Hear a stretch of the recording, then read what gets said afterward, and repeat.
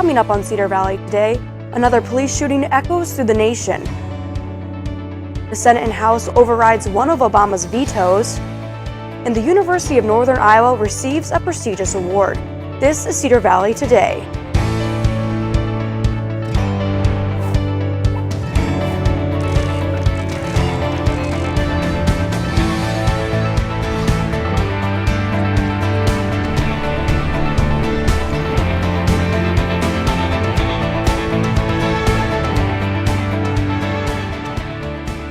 Hello and welcome to Cedar Valley Today. I'm Kaylin Thompson.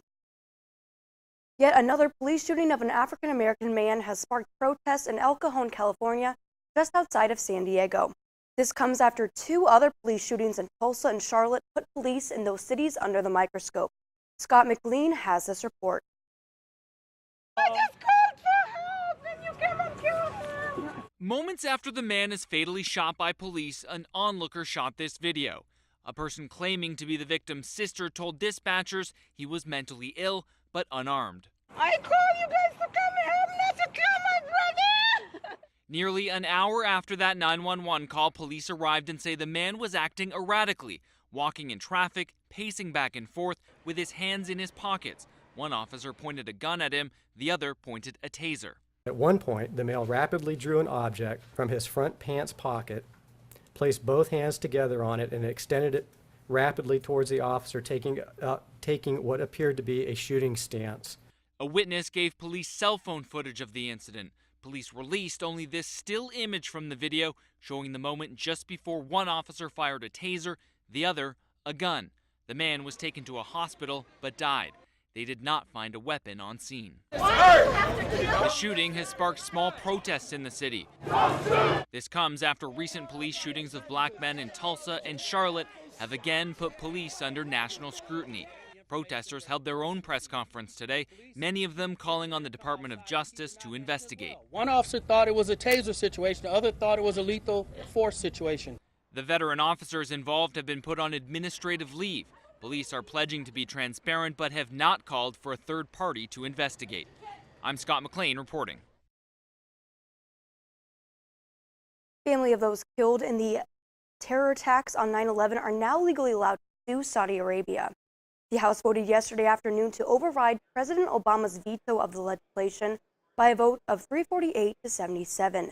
The Senate did the same earlier in the day by a vote of 97 to 1. The votes marked the first time in Obama's presidency that one of his vetoes was overturned. The president vetoes the bill, citing Saudi Arabia as a key ally, as well as concerns it could lead to lawsuits against the U.S. due to the actions of diplomats and military service members. Speaking at a CNN town hall in Virginia, the president called the override of his veto a mistake. Saudi Arabia's government has denied having any role in the 9/11 attacks. Hanson Elementary in Cedar Falls is one of 279 public and 50 private schools across the country recognized as a National Blue Ribbon School for 2016.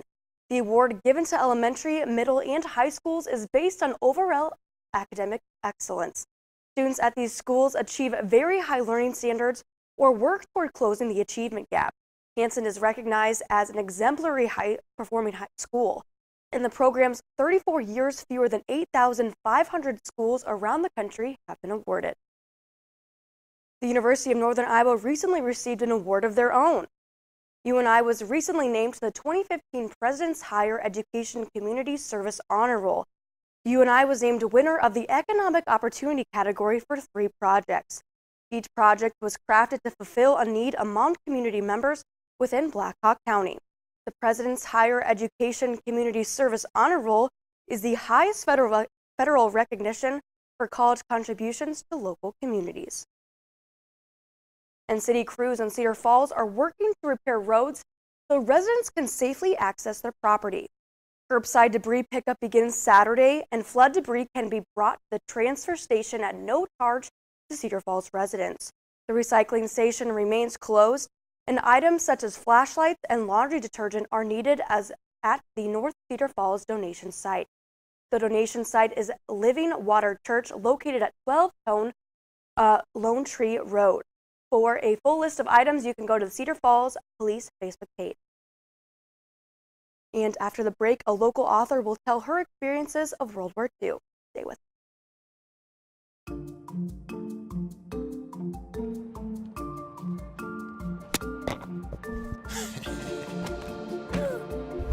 My bad. My bad.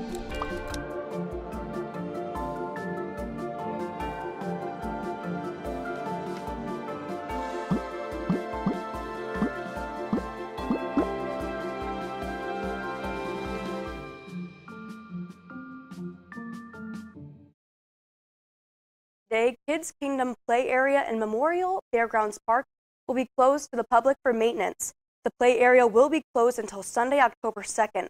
Volunteers from the Waverly Rotary Club and Waverly Health Center will be applying wood sealer to the Kids Kingdom Play Unit structure. The task will ensure the continuing use of the play area for the next several years. For more information, you can call Waverly Leisure Services at 319-352-6263. And the Waverly Public Library is hosting local author Margaret Smolik tonight. Smolik wrote the book Like a Haystack, Life from My Perspective. The book tells of her family's experiences during World War II in war-torn Croatia, their life in Austria, and eventual immigration to the United States. Again, the event will be tonight from 6 to 7 p.m. at the Waverly Public Library. And after the break, we'll look at what is trending in the Cedar Valley.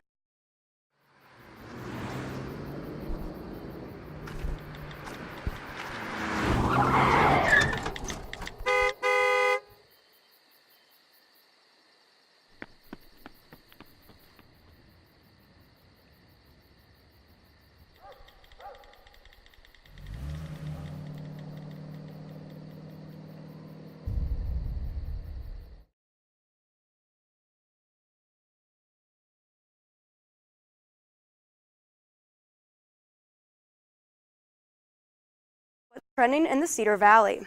St. Patrick Catholic School located in St. Patrick Catholic School located in Cedar Falls has been serving students in the Cedar Valley since 1891.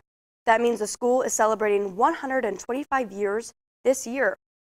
The school educates early elementary, kindergarten through 4th grade, and middle school 5th through 8th grade. Cedar Valley Today wishes them many more years of education. And Wartburg College held their kickoff event for a dance marathon last night. Students in attendance could save money on their registration fee. And this year's big day is on Saturday, March 25th. You can find more information on their Facebook page. Now let's take a look at your local weather.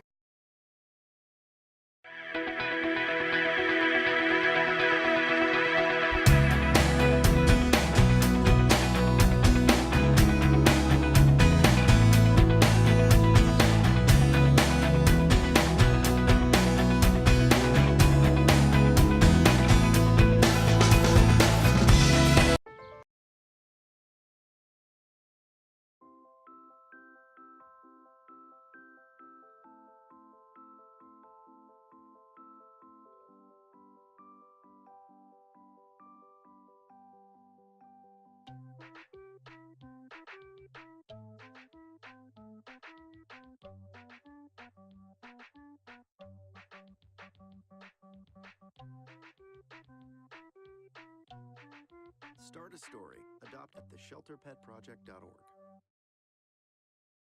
A new empowerment program for elementary age girls is starting this fall, and female volunteers are needed. It's called I Empower, and here this morning to talk with us about it is Associate Professor of Social Work at Wartburg College, Jenna Haglund. So thanks so much for joining us this morning. Yeah. Kind of talk to me about I Empower and what it's all about. Yes.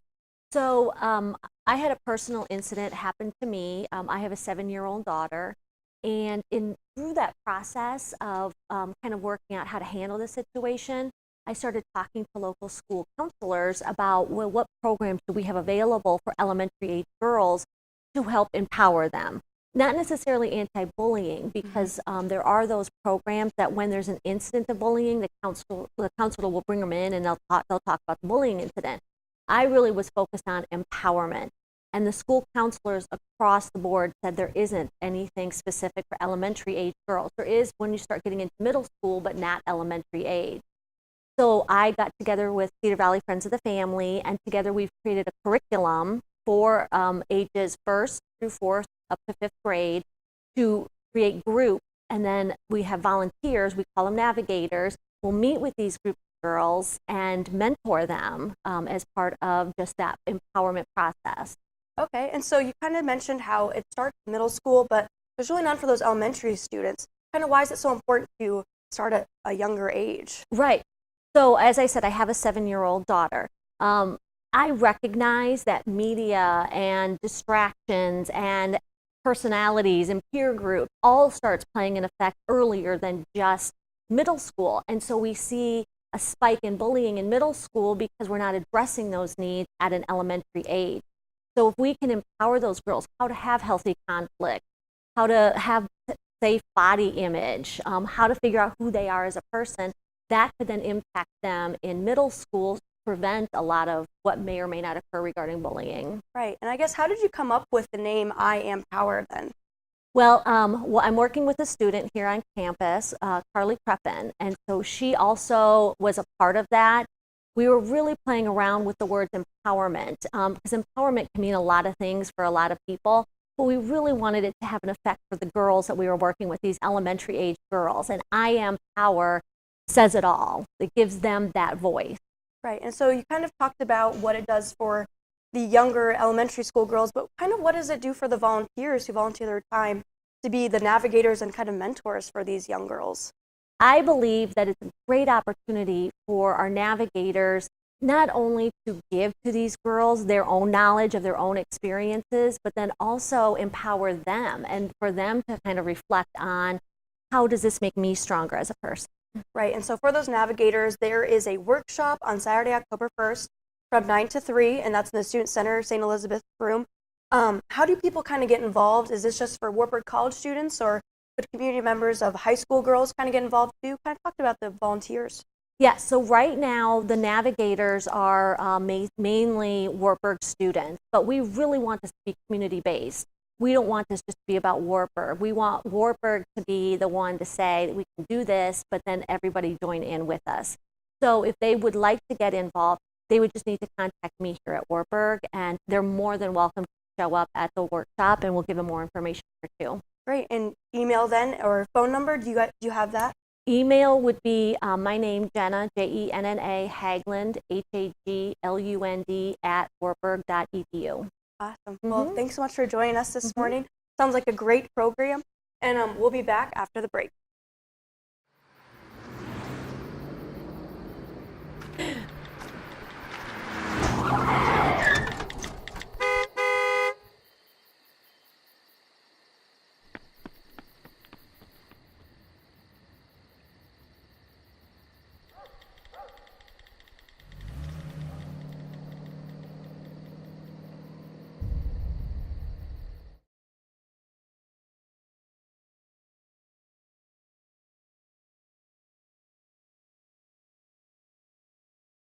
Sexual assault onto a hit television series.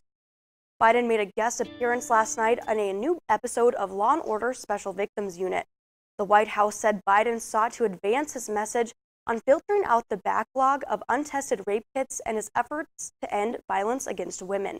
Mariska Hargitay, star of Law & Order SVU, and Biden have been in talks about Biden's influence on the movement to end sexual violence, prompting his television debut. The federal government has estimated that hundreds of thousands of rape kits go untested due to lack of resources and funding. But just to wrap up today's top stories, El Cajon, California is added to the list of cities involving tragic police shootings. Families of 9/11 victims are now able to legally sue Saudi Arabia, and UNI received an award for their service towards the community. We just want to thank you for watching Cedar Valley today. Be sure to follow us on Twitter and like us on Facebook for Cedar Valley News. And again, our app is available on the App Store and on Google Play. We just want to have you have a great day, Cedar Valley.